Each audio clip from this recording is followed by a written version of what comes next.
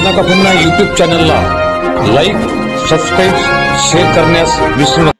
सुधारण्याच्या बाबतीत आपण सविस्तर अध्यक्षाकडून त्याची माहिती घेतली, पण इथले उत्सव कोणते कोणते होतात आणि पूर्वीचे जे उत्सव होते त्यामध्ये तुम्ही खंड पाडली का त्यापेक्षा वाढवलं, ही भक्तांपर्यंत पोहोचणे महत्वाचं आहे। म्हणून आपण यामध्ये ज्यांच्याकडे हे स्रोत असते त्यांच्याकडे वळू। तुम्ही इथले उत्सव मेन उत्सव कोणते? मला थोडं मी सांगू इच्छितो तुम्हाला उत्सवाच्या पूर्वी की आमचा एक अजून आमच्या अध्यक्ष महोदयांनी जसं सांगितलं तुम्हाला, आमचं असं एक मानस आहे की आम्ही एक सुसज्ज असं वाहनतळ सुद्धा आम्ही तिथं तयार करणार आहोत। त्याच्याशिवाय आम्हाला जागेचा अभाव आहे। आम्ही या माध्यमातून आम्ही भक्तजनांना विनंती करतो की आम्हाला जागा उपलब्ध जर करून दिली कुणी, तर आम्ही त्यासाठी आमचा उत्सवाचा जो दरवर्षीचा जो लोकांना त्रास होतो, जागा जर आम्हाला उपलब्ध झाली तर आम्ही त्यांच्या राहण्याची व्यवस्था सुद्धा करू शकतो। म्हणजे असं म्हणण्यास काही हरकत नाही की यांची एक अपेक्षा आहे की त्यांना जागा मिळण्यासाठी कुणीतरी समोर येऊन त्यांनी मोल दिलं तरी चालेल, पण जागा आवश्यक आहे असं त्यांच्या बोलण्यावरून वाटते। तुम्ही उत्सव कोणते कोणते करा? हा, उत्सव आमच्याकडे पहिला उत्सव होतो आमचा चैत्रचा, जो गुढीपाडवा ते रामनवमीपर्यंत चालतो। दुसरा उत्सव होतो आमचा श्रावण मासाची मांड असते। तिसरा उत्सव होतो आमचा कार्तिकचा आणि चौथा उत्सव होतो आमचा पौष। आम्ही या ठिकाणी एक नवीन उपक्रम सुरू केला आहे। तो उपक्रम आमचा असा आहे की जे लोक गावावरून त्यांच्या गावावरून पायदळ वारी घेऊन येतील सावंग्याला, तर त्यांच्याकरता आम्ही ढोलक आणि बासनं या ठिकाणून आम्ही त्यांना देणार आहोत। म्हणजे जसं गजानन महाराज संस्थांवर जे पायदळ लोक वाऱ्या करतात त्या टाईप, त्या धर्तीवर आम्ही देण्याचा प्रयत्न करून राहिलो। म्हणजे तुम्हाला हे संस्थान गजानन महाराजचं जे जगात प्रसिद्ध आहे ते त्या लेवल पर्यंत न्यायचं आहे। हो, निश्चितच आम्हाला अगदी बरोबर आहे तुमचं। त्या धर्तीवर गजानन महाराज धर्तीवर पावलावर पाऊल ठेवून आम्ही त्यांना पुढे नेण्याचा प्रयत्न करू निश्चितच आम्ही। मी अवधूत चरणे अशी प्रार्थना करतो की यांच्या मनातील ज्या इच्छा आकांक्षा आहेत त्या या अवधूत महाराजांनी पूर्ण कराव्या। तिथं आल्यानंतर जे लष्टन वगैरे म्हणतात, भूतबाधा, काही लोक त्यांना अंधश्रद्धा म्हणतात, कारण की श्याम मानो त्यावर ते प्रात्यक्षिक करताना 1-1 लाख रुपयाचे ते बक्षीस ठेवतात। यावर आपलं मत काय? माझं असं मत आहे याच्यावर की हा जो रुग्ण आहे हे मानसिक रुग्ण आहेत, याला काही म्हणजे दुसरा काही पर्याय नाही। मानसिक रुग्ण आहेत, मानसिक रुग्णाला दवाखान्यात ना, मग तर तुम्ही तुमच्या इथे बोलवून कसं काय दुरुस्त करता? आम्ही त्यांना बोलावत नाही। सर्वात महत्वाची गोष्ट, आम्ही त्यांना बोलावत नाही। ते जेव्हा सर्व डॉक्टरकडे जातात आणि जेव्हा त्यांना तिथं यश मिळत नाही, तेव्हा त्या लोकांना कोणीतरी सांगतं की बा तुम्ही सावंग्याला जा, त्या ठिकाणी तुमचा रुग्ण बरा होईल। तर एक गोष्ट लक्षात ठेवा, जेव्हा आपण डॉक्टरकडे जातो तेव्हा डॉक्टर हे सांगतात जास्तीत जास्त एकाग्रता करायला लावतात। एकाग्रता हा मानसिक रुग्ण बरा करण्याचा एक साधन आहे।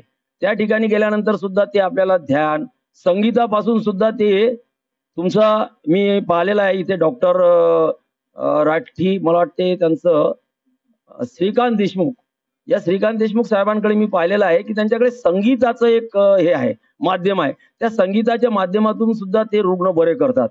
तसंच आमच्या इथं आहे। आमच्या इथं हे जे वाद्य वाजतं किंवा ओवी मधून ते त्यांना दृष्टिक्षेपात देतं, किंवा ओवी मध्ये जे काही एक हे असते आणि याच्यावर ज्याची श्रद्धा असते, त्या श्रद्धेनं जर तो तिथं लागला तर तो एकाग्र होतो आणि तो एकाग्र झाला की त्याच्या त्याला जी आमच्याकडून हे सांगायला येते का तू असं करू नको तसं, म्हणजे त्याला आम्ही हे शिकवून देतो की तू एकाग्र कर।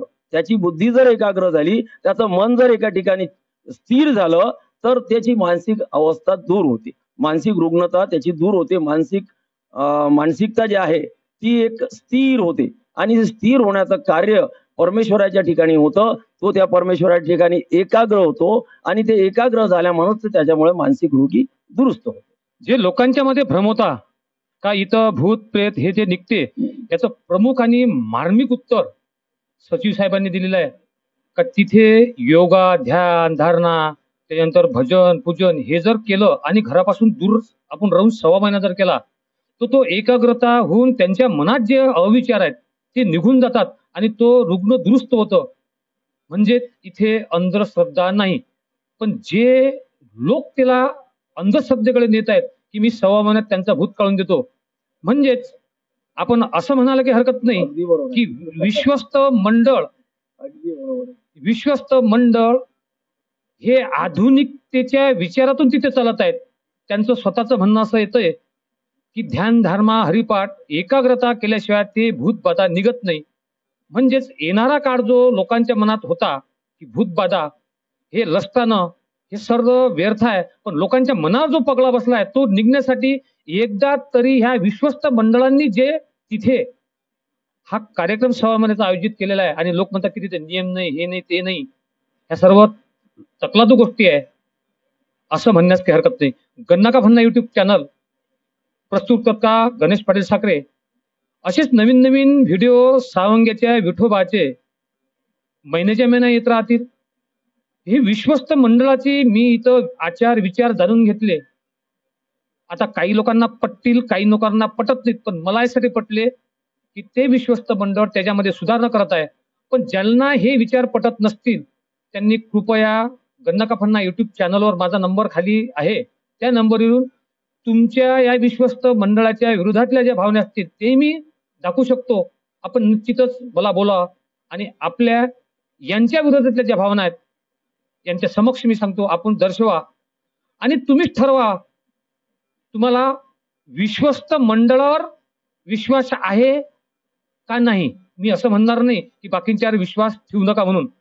माझा प्रामाणिक उद्देश एकच आहे की विश्वस्त मंडळ कोटी रुपये कमवून जर ते गजानन महाराज संस्थान यांच्या धर्तीवर हे अवधूत महाराज संस्थान जर करत असेल तर आपल्याला एकच विचार आहे, आपल्याला विचार कोणाचा पटतो आणि आपले विचार कोणाकडे वळतात.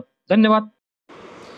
तुम्ही हे भाग लाईक सबस्क्राईब शेअर करत राहा. मी पूर्ण इतिहास तुम्हाला जुन्या लोकांच्याकडून तुमच्यापर्यंत पोहोचण्याचे प्रयत्न करत राहील. धन्यवाद.